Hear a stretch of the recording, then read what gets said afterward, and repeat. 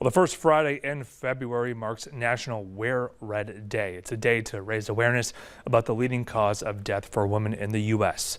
Stephanie Stahl has one woman's story of survival and what she wants others to know about heart disease. Robin Eaton wants women to trust their gut when it comes to their heart. I started having intense pain in my chest.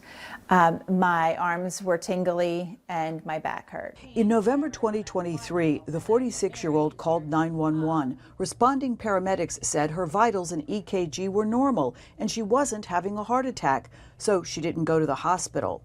Later, the pain got more intense and she headed to the emergency room. It was very, very scary because all of a sudden, the room is just filled with doctors and nurses. While a typical heart attack is caused by heavy plaque buildup in the arteries, Robin experienced a less common type that disproportionately affects women: spontaneous coronary artery dissection, or SCAD. It's actually bleeding inside the artery wall, sort of like a bruise inside the artery. And that bruise can get so big that it blocks blood flow.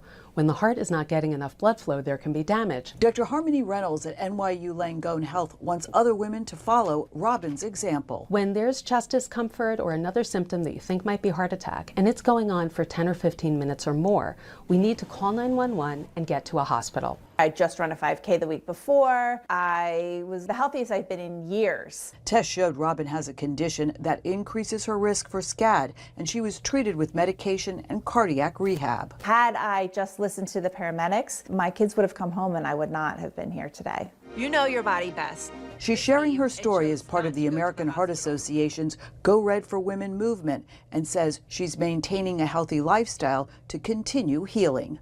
Stephanie Stahl, CBS News. Now, among adult women ages 20 years and older, nearly 45%, they're living with some form of cardiovascular disease. That's according to the American Heart Association. Well, after weeks of anticipation, Super Bowl 59 kicks off this Sunday in New Orleans, and it could make history as Patrick Mahomes and the Kansas City Chiefs, they aim to do something that no team has ever done before. That's win 3 Super Bowls in a row, but they'll have to take down Saquon Barkley and the red-hot Philadelphia Eagles. Now, CBS Sports' James Brown talked about the big game today. There are some seriously talented players on both sides of the ball there. They just got to play error-free football, do what got them here. I think it's going to be awesome. An awesome game, and sure indeed. Now, the Chiefs are a slight favorite in the game. That's a rematch of the Kansas City victory 2 years ago. They're currently a 1-point favorite, although some analytics say that the Eagles have about a 56% chance of winning.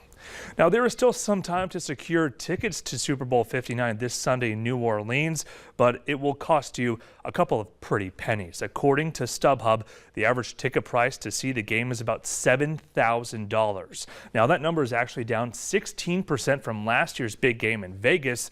Those with StubHub say that fatigue could be a factor in the lower ticket sales. Both fan bases have won a Super Bowl in the past 10 years, obviously the Chiefs more than others. So at some point, maybe you're willing to spend a little bit less to see that next Super Bowl win. The StubHub says that it's expecting a strong showing at the Superdome for the Birds, with 21% of ticket sales coming from Pennsylvania. About 10% are from buyers in Missouri as well as Kansas. While we are gearing up, it's our third straight first alert weather day. In just a few hours, our weather could possibly be changing for the worse.